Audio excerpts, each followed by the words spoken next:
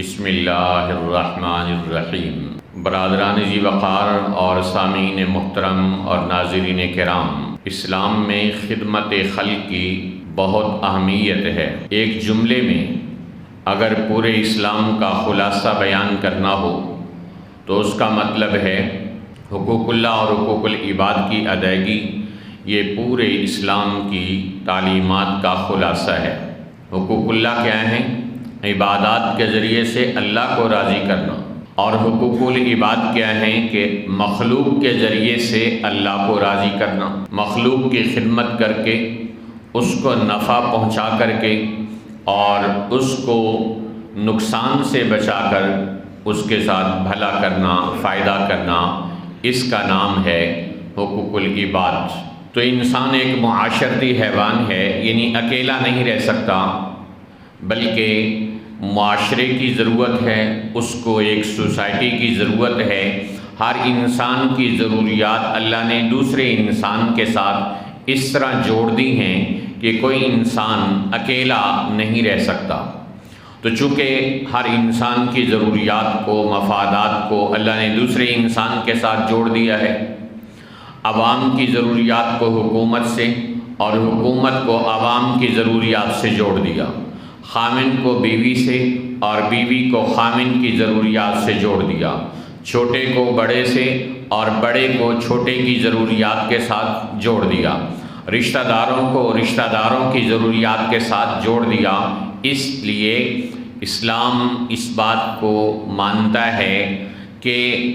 انسان ایک معاشرتی حیوان ہے، ایک دوسرے کے ساتھ تعاون کیے بغیر، ایک دوسرے کے ساتھ جڑے بغیر، ایک دوسرے کے کام آئے بغیر انسان کا کام نہیں بنتا ہے۔ اس کام کو بنانے کے لیے انسان دوسروں کے کام آئے، اس کا نام خدمت خلق ہے۔ رسول اکرم صلی اللہ علیہ وسلم نے ارشاد فرمایا، الدین النصیحہ، دین سراسر نصیحت ہے۔ لمن یا رسول اللہ، کس کے لیے نصیحت ہے؟ قال للہ ولرسولہ ولکتابہ ولأئمۃ المسلمین ولعامتہم، کہ دین نصیحت ہے اللہ کے لیے، اللہ کے رسول کے لیے، اس کی کتاب کے لیے اور اہل ایمان کے لیے، اور اسی طرح دین نصیحت ہے حکمرانوں کے لیے اور عام مسلمانوں کے لیے۔ تو ہر مسلمان کی خیر خواہی کرنا اور اس کو نفع پہنچانا، اس کا نام دین ہے، اس کا نام خدمت خلق ہے۔ حدیث میں آتا ہے، خیر الناس من ینفع الناس، لوگوں میں سب سے بہتر وہ ہے جو اوروں کو نفع پہنچانے والا ہو۔ ایک بڑی خوبصورت حدیث ہے،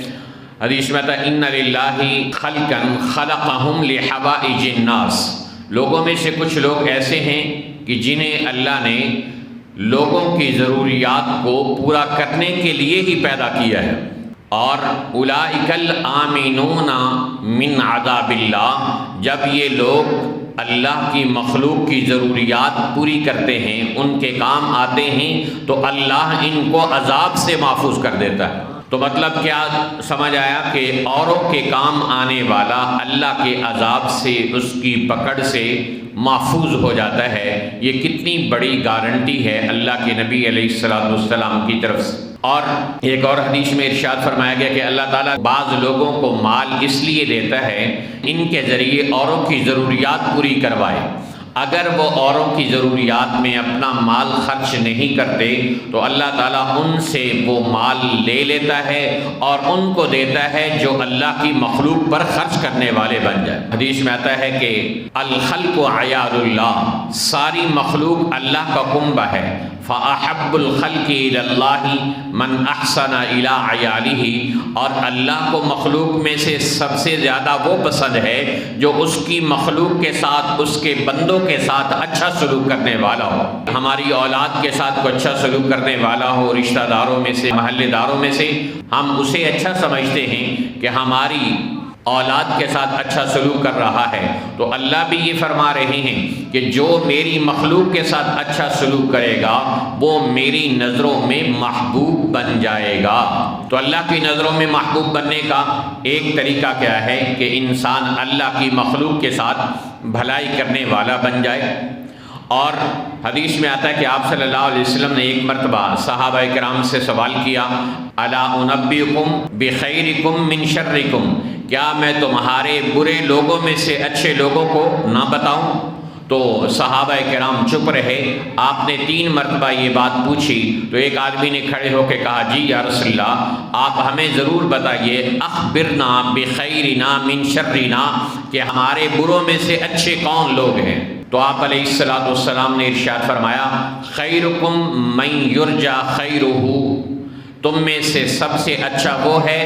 جس سے لوگ خیر کی امید لگاتے ہوں، وَيُؤْمَنُ شَرُّهُ، اور اس کے شر سے لوگ امن میں رہتے ہوں۔ اور تم میں سب سے برے لوگ وہ ہیں کہ جن سے لوگوں کو خیر کی امید نہ ہو، اس کے شر سے بھی لوگ محفوظ نہ ہوں۔ تو یہ حدیث کتنی خوبصورت ہے جو مسلمانوں کو بتا رہی ہے کہ انہیں سراپا خیر بننا ہے، ان کی زبان سے بول نکلے تو مسلمانوں کو نفع ہو، ان کی جیب سے پیسہ نکلے تو کسی مسلمان کے لیے نفع ہو، ان کا قدم اٹھے تو کسی مسلمان کی ضرورت کے لیے ہو اور اس کو نفع ہو۔ یہ حدیث میں آتا ہے، آپ علیہ السلام نے ارشاد فرمایا، واللہ فی عون العبد ما کان العبد فی عون اخیہ، بندہ جب تک اپنے بھائی کی مدد میں رہتا ہے اللہ اس کی مدد میں رہتا ہے۔ یعنی آپ کسی غریب مسلمان کی مدد کرتے ہیں، کسی ضرورت مند حاجت مند کی ضرورت کو پورا کرتے ہیں تو اللہ آپ کی ضرورت کو پورا کرتا ہے۔ ہو سکتا ہے آپ کسی حاجت مند کی ضرورت پوری کرنے گئے ہوں اور آپ نہ کر سکیں، لیکن وہ اللہ جب آپ کی حاجت پوری کرنا چاہے گا تو اسے کیا رکاوٹ ہے کہ وہ آپ کی حاجت پوری نہ کر سکے؟ تو خدمت خلق کا یہ کتنا بڑا فائدہ ہے کہ خدمت کرنے والا، اللہ کی مخلوق پہ پیسہ لگانے والا، براہ راست اللہ کے خزانوں سے مدد حاصل کرنے والا بن جاتا ہے۔ تو نبی پاک علیہ السلام کی ذات والا صفات، ساری زندگی آپ کا وجود اور آپ کے وجود کا انگ انگ اور آپ صلی اللہ علیہ وسلم کی زندگی کا لمحہ لمحہ مخلوق خدا کی خدمت میں اور ان کے نفع کے لیے خرچ ہوا، اور آپ صلی اللہ علیہ وسلم لوگوں کے کام آتے، مشکلات میں ان کے کام آتے۔ بخاری شریف کی پہلی حدیث ہے کہ نبی پاک علیہ السلام پر وحی اتری، فرشتہ کبھی آپ نے دیکھا نہیں تھا۔ آپ صلی اللہ علیہ وسلم کو فرشتے نے 3 مرتبہ آ کر زور سے دبایا، خشیت علی نفسی، اتنا زور سے دبایا کہ آپ صلی اللہ علیہ وسلم فرماتے ہیں مجھے ڈر لگا کہ کہیں میری جان ہی نہ نکل جائے۔ تو آپ صلی اللہ علیہ وسلم کو اللہ کا پیغام پہنچایا، پہلی قرآن کی وحی لے کر اترے، اور پھر آپ صلی اللہ علیہ وسلم گھر آئے اور آ کر اپنی وفادار اور غم گسار بیوی حضرت سیدہ خدیجہ رضی اللہ عنہا کو فرمایا، زمیلونی زمیلونی، مجھے چادر اڑا دو، چادر اڑا دو۔ اور آپ صلی اللہ علیہ وسلم لیٹ گئے۔ آج کی عورتیں تو پرواہ نہیں کرتی نا کہ خامن اگر باہر سے پریشان آیا ہے تو اور پریشان کرتی ہیں، لیکن پریشان آیا ہے تو اس کی پریشانی کو کیسے دور کرنا ہے، اس کا کوئی اگر سبق لینا چاہتی ہے تو وہ سیدہ خدیجہ رضی اللہ تعالی عنہا کی زندگی سے لے۔ آپ پریشان ہو کر گھر آئے اور آپ صلی اللہ علیہ وسلم کی وفادار اور غم گسار تابع دار بیوی کہتی ہے، یا رسول اللہ صلی اللہ علیہ وسلم کیا ہوا؟ آپ علیہ السلام نے بتایا، میں اس طرح غار حرا میں گیا اور وہاں میرے پاس ایک اجنبی سی شخصیت آئی اور انہوں نے مجھے 3 مرتبہ زور سے دبایا اور مجھے کچھ کلام پڑھ کر سنایا ہے۔ تو حضرت خدیجہ رضی اللہ تعالیٰ عنہ نے آپ کی تسلی کے لیے 2 کام کیے۔ پہلا کام یہ کیا کہ خود اپنی زبان سے تسلی دی اور کہا، یا رسول اللہ صلی اللہ علیہ وسلم لن یضیعک اللہ ابدا، اللہ آپ کو کبھی ضائع نہیں کرے گا۔ دوسری حدیث کے الفاظ ہیں، لن یخزیک اللہ ابدا، اللہ آپ کو کبھی رسوا نہیں کرے گا۔ کیوں؟ آپ ایک سوشل ورکر ہیں، لأنک تقری الضیف، آپ مہمان نوازی کرنے والے ہیں، وتحمل الکلہ، اور آپ لوگوں کے بوجھ اٹھانے والے ہیں، وتعین علی نوائب الحق، اور آپ لوگوں کے معاملات میں ان کے کام آنے والے ہیں اور لوگوں کو کما کر کھلانے والے ہیں، اس لیے اللہ آپ کو ضائع نہیں کرے گا۔ تو بخاری شریف کی پہلی حدیث بتا رہی ہے کہ نبی پاک صلی اللہ علیہ وسلم ایک پیغمبر بھی تھے اور آپ ایک سوشل ورکر بھی تھے، اور اس سوشل ورک کی وجہ سے حضرت سیدہ خدیجہ رضی اللہ تعالیٰ عنہ نے کہا کہ لن یضیعک اللہ ابدا، اللہ آپ کو کبھی ضائع نہیں کرے گا۔ اور اس کے بعد پھر حضرت خدیجہ ورقہ بن نوفل راہب کے پاس آپ صلی اللہ علیہ وسلم کو لے کر گئیں اور اس نے آپ سے تفصیلات پوچھیں، تو اس نے بھی آپ کو تسلی دی کہ گھبرانے کی ضرورت نہیں، یہ تو وہ فرشتہ لگتا ہے جو موسیٰ علیہ السلام کے پاس بھی آیا کرتا تھا۔ تو یوں حضرت خدیجہ رضی اللہ تعالی عنہ نے نبی پاک صلی اللہ علیہ وسلم کو زبانی بھی تسلی دی اور باقاعدہ آپ کو چیک اپ کرانے کے لیے وقت کے راہب کے پاس بھی لے کر گئی۔ اس سے معلوم ہوا کہ عورت کا حق ہے کہ پریشان حال خامن کے لیے خود بھی زبان سے تسلی کے بول بولنے والی بنے، اور اگر اس کی طبیعت خراب ہو تو اسے چیک اپ کرانے کے لیے ڈاکٹر کے پاس، کسی ماہر نفسیات کے پاس، کسی سائیکالوجسٹ کے پاس لے جانا چاہیے تاکہ وہ اس کے خامن کی مدد کر سکے اور اس کا علاج کر سکے۔ تو نبی پاک علیہ السلام کے حوالے سے بخاری شریف کی پہلی حدیث یہ بتا رہی ہے کہ آپ صلی اللہ علیہ وسلم ایک سوشل ورکر تھے اور لوگوں کی فلاح و بہبود کے کام سر انجام دینے والے تھے۔ اس وقت زمانہ جاہلیت چل رہا تھا، آپ صلی اللہ علیہ وسلم نبوت ملنے سے پہلے بھی اسی طرح فلاح و بہبود اور خدمت خلق کے کام کرتے تھے۔ حلف الفضول نام کا معاہدہ آپ صلی اللہ علیہ وسلم کی موجودگی میں طے کیا گیا، جس کے بہت سارے پوائنٹس اور نکات تھے، جن میں سے چند یہ ہیں کہ ہم اس ملک میں اپنے شہر میں امن و امان قائم کریں گے۔ نمبر 2، ہم دشمن کے خلاف اکٹھے سیسا پلائی ہوئی دیوار بنیں گے، اس کا مقابلہ کریں گے۔ نمبر 3 یہ ہے کہ ہم اپنے میں سے کمزور لوگوں کے کام آئیں گے اور جو ظلم کرنے والا فریق ہوگا اس کے خلاف کھڑے ہوں گے اور مظلوم کا ساتھ دینے والے بنیں گے۔ تو نبوت سے پہلے جس ہستی کا یہ کریکٹر اور کردار ہو، نبوت ملنے کے بعد آپ صلی اللہ علیہ وسلم کی خدمت خلق کا کیا لیول بنا ہوگا، اس کو ایک جملے میں یہ آپ سن سکتے ہیں کہ نبی پاک صلی اللہ علیہ وسلم کی زندگی کا ایک ایک لمحہ خلق خدا کی خدمت اور ان کی نفع رسانی کے اندر خرچ ہوا۔ جب آپ پر پہلی وحی نازل ہوئی، آپ صلی اللہ علیہ وسلم نے حضرت خدیجہ کو کہا اطوی الفراش یا خدیجہ، اے خدیجہ بستر لپیٹ دو، لا راحت بعد اليوم، آج کے بعد آرام کے دن ختم ہو گئے۔ تو ایک سوشل ورکر اپنے آرام کو نہیں دیکھتا،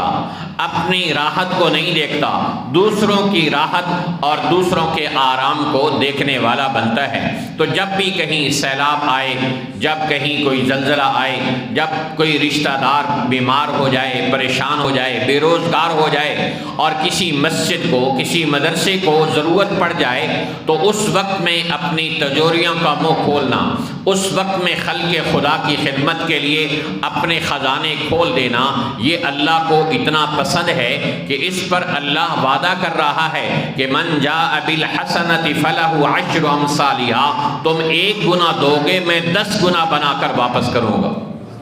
اور دوسری آیت میں ارشاد فرمایا تم 1 گنا دو گے میں 700 گنا بنا کر واپس کرنے والا بنوں گا۔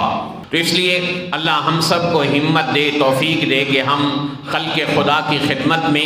اپنے پیسے کا استعمال کرنے والے بنیں اور ان کی ضروریات کا از خود خیال رکھنے والے بنیں، اور اگر کوئی ہمارے پاس چل کر آئے، کسی کی ضرورت کا ہمیں علم ہو جائے تو ہم خوشی سے پورا کرنے والے بنیں۔ امام زین العابدین رحمۃ اللہ علیہ جو حضرت حسین رضی اللہ عنہ کے بیٹے ہیں، جن کو بیمار کربلا بھی کہا جاتا ہے، ان کے پاس کوئی سائل آتا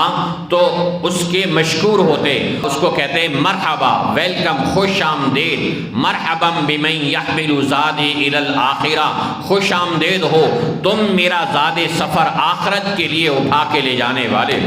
بھئی میں تمہارے اوپر پیسہ لگاؤں گا تو یہ میری آخرت کا زاد سفر تیار ہو جائے گا، میری آخرت کا سامان تیار ہو جائے گا۔ اور کبھی کبھی جو پیسہ دینا ہوتا کسی غریب ضرورت مند کو تو اسے چومتے تھے، قبلہ،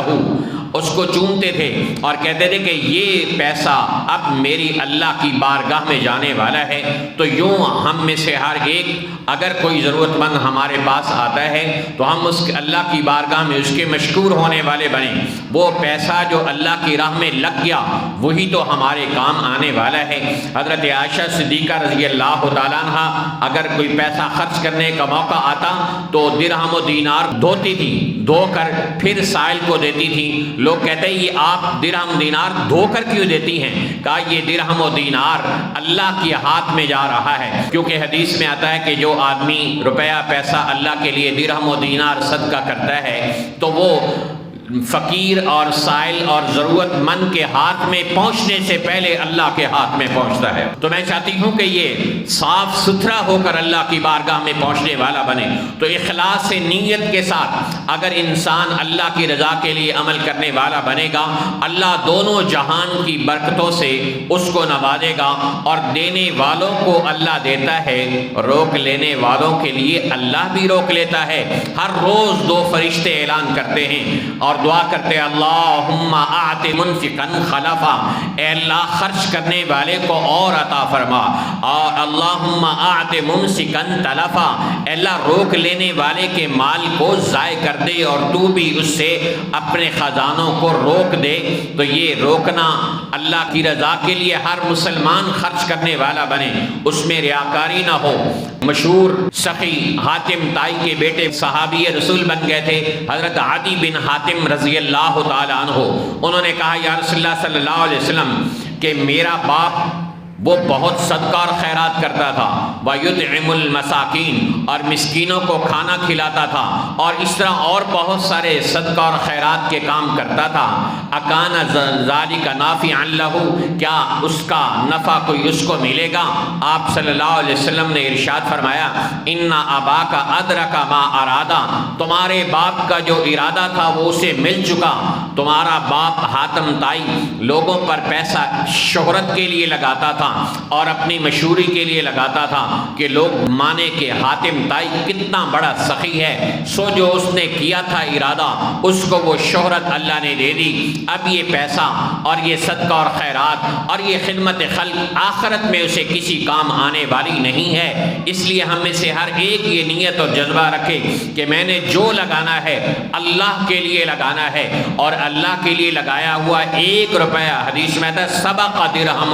100,000 درہم، کبھی کبھی 1 درہم 1,00,000 درہم پر بھی غالب آ جاتا ہے۔ 1,00,000 روپیہ خرچ کرنے والے نے خرچ کیا لیکن اس میں ریاکاری آ گئی۔ 1 روپیہ لگانے والے نے 1 روپیہ لگایا اخلاص کے ساتھ، اللہ نے اس کو شرف قبولیت عطا فرما دیا۔ اس لیے جب بھی خدمت خلق کا موقع ملے تو اس طرح ہو کہ دائیں ہاتھ سے دیا جائے تو بائیں کو پتہ نہ ہو، اللہ کی رضا کے لیے خرچ کیا جائے تو وہ دلوں کا بھید جاننے والا اللہ جان رہا ہے کہ آپ کس کی رضا کے لیے لگا رہے ہیں، اور جب آپ اللہ کی رضا کے لیے لگاتے ہیں تو اللہ دنیا اور آخرت میں زمین و آسمان سے آپ کے لیے رزق کے اور برکتوں کے دروازے کھول دیتا ہے۔ اس لیے ہر مسلمان یہ نیت رکھے کہ انشاءاللہ جب کبھی ایسا موقع آئے کہ اللہ کے راستے میں، اللہ کے بندوں پر، مدرسے کے طلباء کی ضروریات پر، اللہ کے گھر کی خدمت پر، مسجد کی خدمت کے لیے کوئی موقع آئے تو بڑھ چڑھ کر حصہ لینا کہ میں حصہ لینے والا بنوں گا، اللہ مجھے نوازنے والا بنے گا۔ اللہ تعالی ہم سب کو بڑھ چڑھ کر اپنی راہ میں خرچ کرنے کی توفیق عطا فرمائے۔